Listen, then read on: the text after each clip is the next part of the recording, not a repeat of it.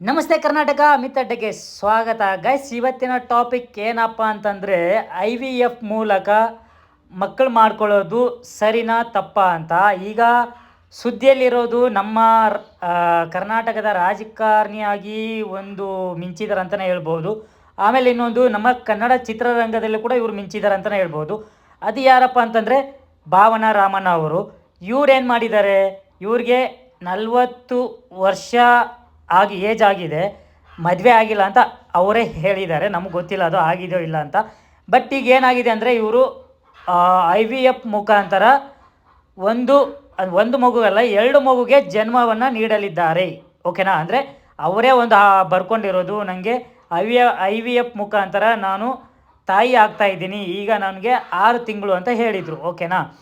Okay, IVF ಮುಖಾಂತರ ತಾಯಿ ಆಗೋದು ತಪ್ಪು ಅಥವಾ ಸರಿನಾ ಅಂತ. ಈಗ ಮದುವೆ ಆಗಿ ಮಕ್ಕಳಾಗಿಲ್ಲ ಅಂತಂದರೆ ಕಾನೂನು ಅವ್ರಿಗೆ ಏನು ಒಂದು ಮಾಡ್ತಪ್ಪ ಅಂತಂದರೆ, ಓಕೆ ಮಕ್ಕಳಾಗಿಲ್ಲ ಅಂತಂದರೆ ನೀವು IVF ಮುಖಾಂತರ ಮಕ್ಕಳನ್ನು ಮಾಡ್ಕೋಬೋದು ಅಂದ್ಕೊಂಡು ಕಾನೂನು ಹೇಳಿದೆ. ಓಕೆನಾ? ಓಕೆ, ಅದಕ್ಕೆ ಒಪ್ಕೊಳ್ಳೋಣ. ಮದುವೆ ಆಗದೇ ಮಕ್ಕಳು ಮಾಡ್ಕೊಳ್ಳೋದು ಸರಿ ಇದೆಯಾ? ಇಲ್ಲ ಅಲ್ವಾ?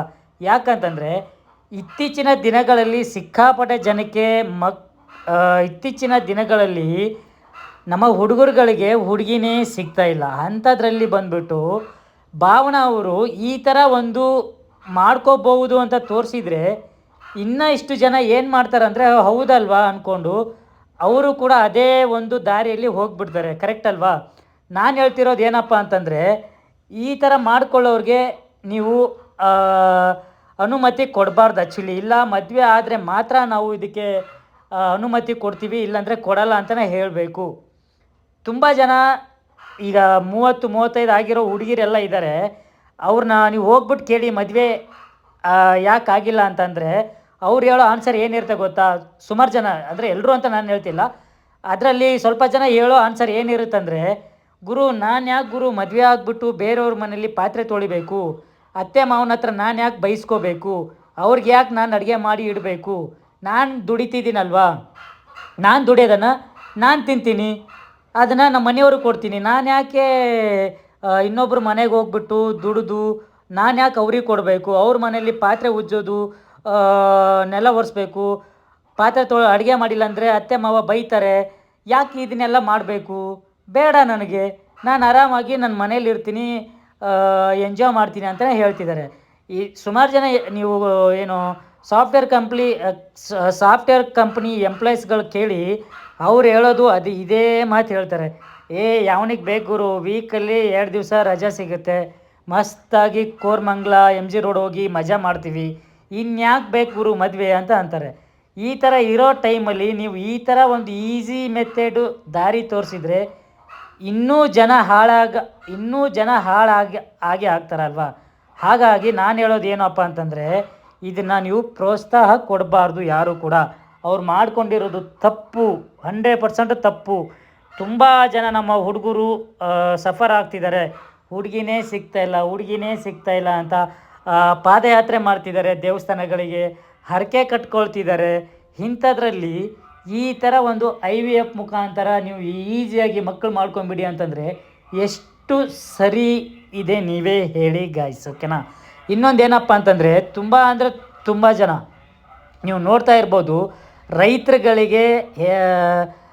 ರೈತರ ಮಕ್ಕಳಿಗೆ, ಗಂಡು ಮಕ್ಕಳಿಗೆ ಯಾರು ಕೂಡ ಹುಡುಗಿನ ಕೊಡ್ತಾ ಇಲ್ಲ.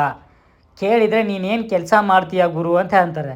ನಾನೊಬ್ಬ ರೈತ ಅಂತಂದರೆ ರೈತಗೆ ನಾವು ಯಾಕೆ ಕೊಡಬೇಕು ಅಂತ ಕೆಲವೊಬ್ಬರು ಹೇಳ್ತಿರೋದು ಈ ಥರ ಇರೋ ಟೈಮಲ್ಲೂ ಕೂಡ ಇದೆಲ್ಲ ಬೇಕಿತ್ತಾ ಅಂತ. ಈಗ ನಮ್ಮ ಹುಡುಗರೆಲ್ಲ ಎಲ್ಲಿ ಹೋಗಬೇಕು ಹೇಳಿ ನೋಡೋಣ. ಈ ಥರ ಒಂದು IVF ಮುಖಾಂತರ ಮದುವೆ ಆಗದೇ ಮಕ್ಕಳು ಮಾಡ್ಕೊಳ್ಳೋದು ಎಷ್ಟು ಸರಿ ಇದೆ? ಭಾವನಾ ಅವರೇ, ನೀವೇ ಇದಕ್ಕೆ ಆನ್ಸರ್ ಮಾಡಿ. ತಪ್ಪಿದು ಆ್ಯಕ್ಚುಲಿ, ತುಂಬಾ ತಪ್ಪು. ಈಗ ಹೆಣ್ಮಕ್ಳು ಏನೋ ಓಕೆ, ನಾವು 40 ವರ್ಷ ಆದರೂ ಮದುವೆ ಆಗಲ್ಲ, ನಮ್ಮ ಮಕ್ಕಳು ಬೇಕು ಅನಿಸಿದಾಗ ನಾವು ಮಕ್ಕಳು ಮಾಡ್ಕೋತೀವಿ ಅಂತಂದರೆ ಗಂಡು ಮಕ್ಕಳು ಎಲ್ಲಿ ಹೋಗಬೇಕು? ಗಂಡು ಮಕ್ಕಳು ಏನು ಮಾಡ್ಕೋಬೇಕು ಅಲ್ವಾ? ಓಕೆ, ನೀವು ಮಕ್ಕಳು ಮಾಡ್ಕೋತಿರೋದು ಗಂಡು ಮಕ್ಕಳಿಂದನೇ ಮಾಡ್ಕೊಳ್ತಿರೋದು. ಭಾವನಾ ಅವರು ಹೇಳ್ಬೋದು ಓಕೆ ನಾನು ಮದುವೆ ಆಗಿಲ್ಲ ಅಂತ, ಬಟ್ ಅವ್ರ ಒಳಗಡೆಗೆ ಆ ಮಗು ಇದು ಆಗ್ತಿದೆಯಲ್ಲ, ಅವ್ರ ತಂದೆ ಅಂತ ಒಬ್ರು ಇದ್ದಾರೆ. ಬಟ್ ಅದು ಯಾರು ಅಂತ ಅವ್ರು ಹೇಳಲ್ಲ. ಓಕೆ, ಐ ವಿ ಎಫ್ ಮಾಡಬೇಕು ಅಂತಂದರೆ ಅದು ಬಂದುಬಿಟ್ಟು ಬೇರೆಯವರ ಇಂದನೇ ಅದು ಆಗಬೇಕಾಗಿದ್ದು, ಒಬ್ಬ ಗಂಡಸಿಂದನೇ ಆಗಬೇಕು. ಓಕೆ, ಆದರೆ ಈ ಥರ ಇನ್ನೊಂದು ನನಗೆ ಏನು ಅನಿಸಿದ ಅಂತಂದರೆ, ಈ ನಾವು ಸ್ಪರ್ಮ್ ಡೊನೇಟ್ ಮಾಡ್ತೀವಲ್ಲ, ಇದನ್ನೇ ಸ್ಟಾಪ್ ಮಾಡಿಬಿಟ್ರೆ ಹೇಗಿರುತ್ತೆ ಅಂತ ನಾನು ಕೇಳ್ತಾ ಇದ್ದೀನಿ. ಕರೆಕ್ಟ್ ಅಲ್ವಾ? ಕಾನೂನು ಓಕೆ ಒಪ್ಕೊಂಡಿದೆ, ಓಕೆ ನೀವು ಸ್ಪರ್ಮ್ನ ಡೊನೇಟ್ ಮಾಡಿ ಬೇರೆಯವ್ರಿಗೆ ಮಕ್ಕಳಾಗಿಲ್ಲ ಅಂದರೆ ಅವ್ರಿಗೆ ಹೆಲ್ಪ್ ಆಗುತ್ತೆ ಅಂತ. ಓಕೆ, ಈ ಥರನೂ ಕೂಡ ಪ್ರಾಬ್ಲಮ್ಗಳಾಗ್ತಾಯಿದ್ರೆ ಇದಕ್ಕೆ ಏನು ಮಾಡೋದು ಅಲ್ವಾ? ಇದು ನನ್ನ ಪ್ರಕಾರ ತಪ್ಪು ಅಂತಲೇ ನನಗೆ ಅನ್ನಿಸ್ತಾ ಇದೆ. ಗಂಡಸ್ರು ಏನು ಮಾಡಬೇಕು? ಓಕೆ, ಹೆಣ್ಮಕ್ಳಿಗೇನೋ ಆಪ್ಷನ್ ಸಿಕ್ತು, ನೀವು ಮಾಡ್ಕೊಂಬಿಟ್ರಪ್ಪ ಮಕ್ಕಳೆಲ್ಲ ಮಾಡ್ಕೊಳ್ತೀರಾ ಅಂತ. ಗಂಡು ಮಕ್ಳಿಗೂ ಮಕ್ಕಳು ಬೇಕು ಅಂದರೆ ಏನು ಮಾಡಬೇಕು ಅಲ್ವಾ? ಈಗ ಬೇರೆಯವರ ಸ್ಪಮ್ನ ತೊಗೊಂಡು ನೀವು ಅದೊಂದು ಏನು ಪ್ರೊಸೀಜರ್ ಇದೆ, ಪ್ರೊಸೀಜರ್ ಮುಖಾಂತರ ಮಕ್ಕಳು ಮಾಡ್ಕೊಂಡ್ರಿ, ಒಪ್ಕೊಳ್ಳೋಣ. ಗಂಡು ಮಕ್ಳಿಗೂ ಮದುವೆ ಆಗಿಲ್ಲ, ಆದರೂ ಅವನಿಗೆ 40 ವರ್ಷ ಆಗಿದೆ, ಅವನಿಗೂ ಒಂದು ಮಕ್ಕಳು ಬೇಕು ಅಂತ ಅನ್ನಿಸ್ತಾ ಇರುತ್ತೆ. ಅವನು ಏನು ಮಾಡಬೇಕು? ಕಮೆಂಟ್ ಮಾಡಿ ಗೈಸ್, ಓಕೆನಾ? ತುಂಬ ಜನ ಏನು ಅಂದ್ಕೊಂಡ್ಬಿಟ್ಟಿದ್ದಾರೆ ಅಂದರೆ, ಇವಾಗ ಯಾರು ಮಾಡಿರಲ್ಲ ಅದನ್ನು ನಾವು ಮಾಡಿಬಿಟ್ಟು ಟ್ರೆಂಡ್ ಮಾಡೋಣ ಅಂದ್ಕೊಂಡು ಯೋಚನೆ ಮಾಡ್ತಿರ್ತಾರೆ. ಯಾರು ಈ ಥರ ನಮ್ಮ ಭಾವನಾ ರಾಮನ್ ಅವರು ಮಾಡಿದಾರಲ್ಲ, ಈ ಥರ ಇದನ್ನು ಯಾರೂ ಮಾಡಿಲ್ಲ, ನಾನೊಂದು ಮಾಡಿಬಿಟ್ರೆ ಫುಲ್ಲು ಹೈಪ್ ಸಿಗುತ್ತೆ, ನಮಗೆ ಫುಲ್ ಪಬ್ಲಿಸಿಟಿ ಸಿಗುತ್ತೆ ನನಗೆ ಅಂದ್ಕೊಂಡೇನೋ. ಮೋಸ್ಟ್ಲಿ ಅವ್ರು ಮಾಡ್ಕೊಂಡಿರ್ಬೋದು ಅನಿಸುತ್ತೆ. ಈ ಥರ ಮಾಡ್ಕೊಂಡಿರೋದು 100% ತಪ್ಪು. ನಮ್ಮ ಹುಡುಗರ ಲೈಫಲ್ಲಿ ಅವರು ತುಂಬಾ ಆಟ ಆಡ್ತಿದ್ದಾರೆ ಅಂತ ಅರ್ಥ. ಅದು ಇತ್ತೀಚಿನ ದಿನಗಳಲ್ಲಿ ಹುಡುಗಿ ಸಿಗ್ತಾ ಇಲ್ಲ ಅಂತ ಎಷ್ಟೋ ಜನ ಸಾಯ್ತಿದ್ದಾರೆ. ನಮಗೆ ಮದುವೆನೇ ಆಗ್ತಾಯಿಲ್ಲ ಅಂದ್ಕೊಂಡು ಎಷ್ಟೋ ಜನ ಸಾಯ್ತಿದ್ದಾರೆ. ಅಂಥದ್ರಲ್ಲಿ ಈ ಥರನೂ ನೀವು ಐ ವಿ ಎಫ್ ಮುಖಾಂತರ 40 ವರ್ಷ ಆದಮೇಲೆ ಮಕ್ಕಳು ಮಾಡ್ಕೋಬೋದು ಅಂತಂದರೆ ಎಲ್ಲಿಗೆ ಹೋಗ್ತಿದೆ ಅಂತ. ಇದು ನಿಜವಾಗ್ಲೂ ಇದು 100% ತಪ್ಪು ಗೈಸ್, ಓಕೆನಾ? ಈ ಥರ ಯಾರೂ ಮಾಡ್ಕೊಳಕ್ಕೆ ಹೋಗಬೇಡಿ. ಮದುವೆ ಅನ್ನೋದು ಆಗಲೇಬೇಕು, ಮಕ್ಕಳು ಅನ್ನೋದು ಆಗಲೇಬೇಕು. ಅದು ಮದುವೆ ಆಗಿ ಮಕ್ಕಳು ಆಗಿಲ್ಲ ಅಂತಂದರೆ ಸೆಕೆಂಡ್ ಆಪ್ಷನ್ ಅದು. ಓಕೆ, ನಾವು ಐ ವಿ ಎಫ್ ಮುಖಾಂತರ ನಾವು ಮಕ್ಕಳು ಮಾಡ್ಕೊಳ್ತೀವಿ ಅಂತ. ಇನ್ನೊಂದು ಏನು ಗೊತ್ತಾ, ಇದೇ ಥರ ಇನ್ಸಿಡೆಂಟು ಒಂದು ಅಮೇರಿಕಾದಲ್ಲಿ ಆಗಿದೆ ಅಂತ. ಐ ವಿ ಎಫ್ ಮುಖಾಂತರ ಮಕ್ಕಳು ಮಾಡ್ಕೊಂಡಿದ್ದಾರೆ. ಗಂಡ ಏನು ಮಾಡಿದ್ದಾನೆ ಲಾಸ್ಟಲ್ಲಿ, ಇದು ನನ್ನ ಮಗು ಅಲ್ಲ ಅಂದ್ಕೊಂಡು ಬಿಟ್ಟು ಹೋಗ್ಬಿಟ್ಟಿದ್ದಾನಂತೆ. ಇಬ್ಬರು ಒಪ್ಪಿಗೆಯಿಂದನೇ ಐ ವಿ ಎಫ್ ಮುಖಾಂತರ ಒಂದು ಮಗು ಮಾಡಿಕೊಂಡ್ರು. ಆಮೇಲೆ ಏನಾಯಿತು, ಈ ಮಗು ನಂದಲ್ಲ ಅಂದ್ಕೊಂಡು ಅವನೇನು ಮಾಡಿದ, ಹೋದ. ಆಮೇಲೆ ಏನಾಯಿತು, ಅವಳು ಕೇಸ್ ಹಾಕಿದ್ಲಂತೆ. ಆ ಕೇಸು ಏನಾಗಿದೆ, ಐ ವಿ ಎಫ್ ಅಂದರೆ ನಿಮಗೆ ಯಾರು ಇದು ಡೊನೇಟ್ ಮಾಡಿದಾರಲ್ಲ ಅವ್ರ ಮೇಲೆ ಹೋಯ್ತಂತೆ ಕೇಸು. ಬಟ್ ಈ ಥರ ಆಗುತ್ತೆ, ಈ ಥರ ಮಾಡ್ಕೊಳಕ್ಕೆ ಹೋಗಬೇಡಿ. ಇನ್ನೊಂದು ಏನಾಗುತ್ತೆ ಅಂತಂದರೆ, ಇವಾಗ ಓಕೆ ಖುಷಿಯಾಗಿದ್ದಾರೆ, ಮಕ್ಕಳು ಮಾಡ್ಕೊಳ್ಳೋ ಒಂದು ಖುಷಿಯಲ್ಲಿದ್ದರೆ ಮಾಡ್ಕೊಳ್ತಾರೆ.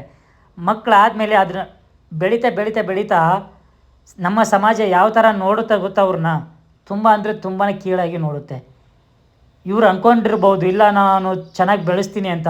ಮನೇಲಿ ಎಷ್ಟೇ ಚೆನ್ನಾಗಿ ಬೆಳೆಸಿದ್ರು ಕೂಡ ಅಕ್ಕಪಕ್ಕದಲ್ಲಿರೋರು ಕೇಳ್ತಾರೆ, ನಿಮ್ಮಪ್ಪ ಯಾರೋ, ಹೆಂಗೆ ಹುಟ್ಟಿದ್ರೋ ನೀವು, ಈ ಥರ ಕೇಳ್ತಾರೆ. ಯಾಕೆಂದರೆ ಓಕೆ, ಈಗ ಅಕ್ಕಪಕ್ಕದಲ್ಲಿ ಒಂದು 4 ಜನಕ್ಕೆ ಗೊತ್ತಿರುತ್ತೆ ಅಂತ ಇಟ್ಕೊಳ್ಳಿ. ನೀವು ಐ ವಿ ಎಫ್ ಮಾಡಿಕೊಂಡು ಮಕ್ಕಳು ಮಾಡ್ಕೊಂಡಿದ್ದೀರಾ ಅಂದ್ಕೊಂಡು 4 ಜನಕ್ಕೆ ಗೊತ್ತಿದೆ.